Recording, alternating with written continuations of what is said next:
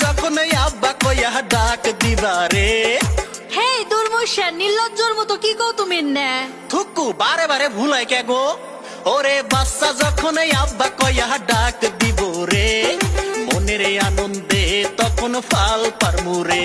ওগো স্বামী হে, কও তুমি হইবা আমার বাপ। হ্যাঁ যাইরা মাকে কি কষেন না। হে থুকু আমারও বলেছে সি। ওরে তুমি হইবা বাচ্চার বাপ,